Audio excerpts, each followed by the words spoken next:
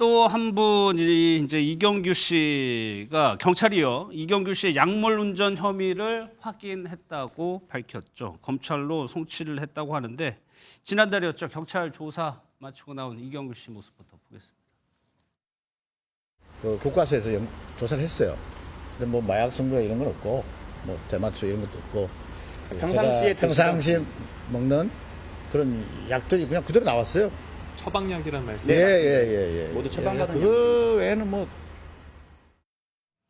경찰 조사를 끝내고 이제 검찰로 송치가 된 거죠. 맞습니다. 경찰이 약을 복용한 이후에 정상적인 운전이 어려운 상태에서 운전대를 잡은 혐의로 개그맨 이경규 씨를 검찰에 송치를 했습니다.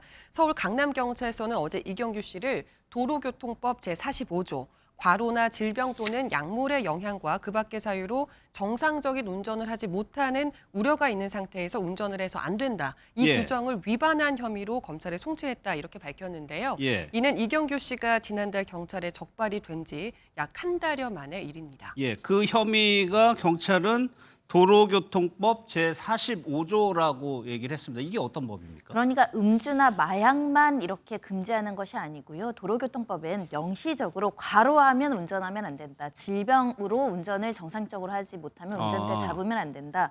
처방받은 약물일지언정 약물로 정상적인 상태가 아닌 경우에는 운전을 금지하고요. 예. 그리고 벌칙 조항에서 3년 이하의 징역 1,000만 원 이하의 벌금형에 처해지도록 음주운전죄와 거의 동등하게 처벌하도록 되어 있습니다. 예. 많은 분들이 모르고 있었던 사실을 인지해서 이제 경각심을 가지지 않을까 생각이 들고요.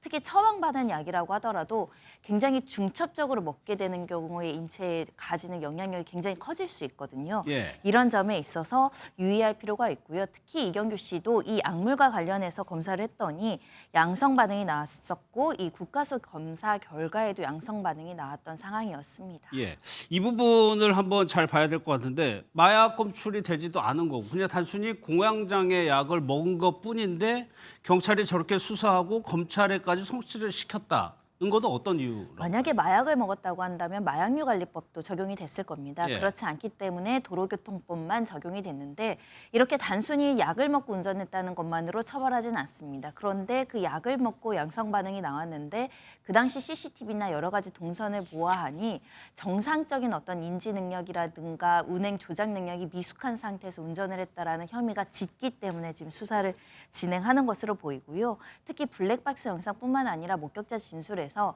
이경규 씨의 어떤 태도가 좀 합리적으로 보이지 않았다. 예. 그러니까 실제 또 가벼운 접촉 사고이지만 사고도 났었거든요.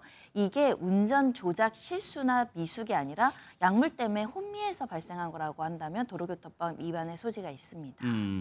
이 과정에서 이제 이경규 씨 측에서는 의견서를 제출을 했다고 하는데 여기에 보면 이경민 변호사님 다소 과장된 측면이 있다는 뭐 내용이 있다고 하는데 이건 무슨 얘기예요? 그러니까 이제 이 이경규 씨가 일반인의 신분에서 일반인의 입장에서 이렇게 약을 먹었을 때 그 약이 어떻게 발현되는지를 이제 제대로 모르는 측면이 있다. 그러니까 뭔가 이제 의도를 가지고 이렇게 이제 잘못된 방향으로 운전을 했던 게 아니라 잘 모르고 그렇습니다. 이제 예. 처방받은 약, 특히나 뭐 심혈관 쪽 약물하고 공황장애 관련 약물을 이렇게 같이 이렇게 복용을 했을 때에는 이렇게 이제 운전을 했을 때 이게 뭔가 이제 비정상적인 방법으로 이렇게 몸을 제대로 못 가눠서 이렇게 조작이 될 수 있는 그런 부분이 있다라는 거를 인지를 못했었던 그런 예, 상황이다라는 부분들에 대해서 이제 조금 이 의견서를 통해 가지고 변호인 입장에서는 이제 이경규 씨의 입장을 좀 옹호를 하는 그런 예. 내용의 의견서를 제출을 했다. 그래서 조금 수사기관에 그런 뭐 의료기관에서 이제 이런 부분에 대한 논문이라든지 이런 것들을 이제 자료를 제출하면서 이걸 좀 참작을 해달라 그런 취지로 제출했다라고 생각하시면 될 것 같습니다. 실제로 이런 약을 먹고 운전을 하면 안 된다라고 모를 수도 있을 것 같은데 이런 의견서가 그러면 실제로 수사기관에는 어떤 좀 영향을 미치나요?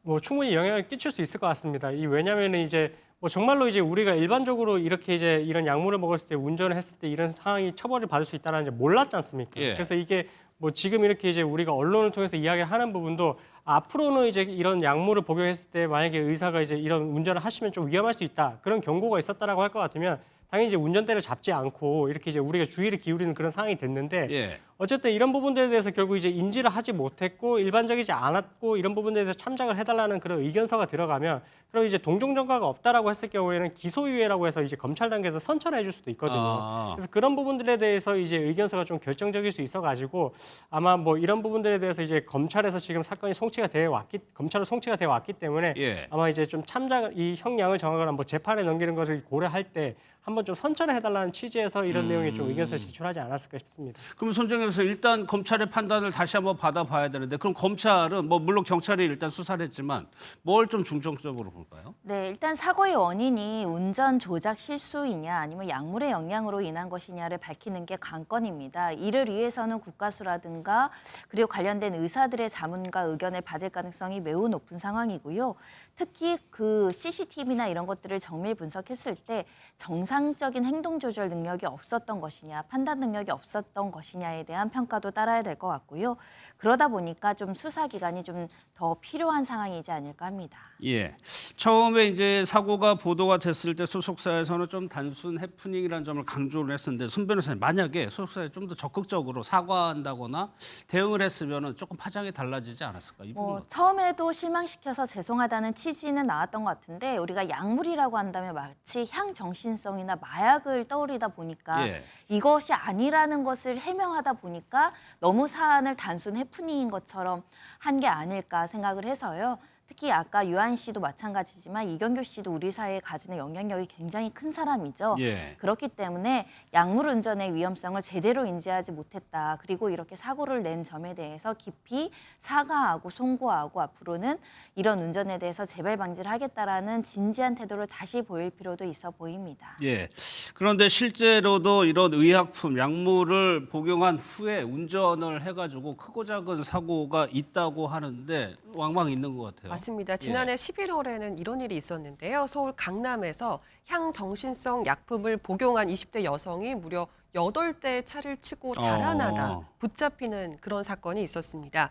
최근 이런 약물 운전 관련 사고가 늘어나게 되면서 예. 공황장애나 우울증, ADHD 등 신경계에 진정작용을 하는 이런 의약품 복용에 대한 운전 기준도 좀 마련이 돼야 된다. 이런 목소리가 나오고 있는 상황인데요. 예. 대부분 마약류로 분류되고 있는 이런 향정신성 의약품은 지난해에만 2천만 명 이상이 처방을 받아갔다고 그렇게 하더라고요. 많아요? 그런데 해마다 그 처방 건수가 늘고 있는 그런 추세라고 합니다.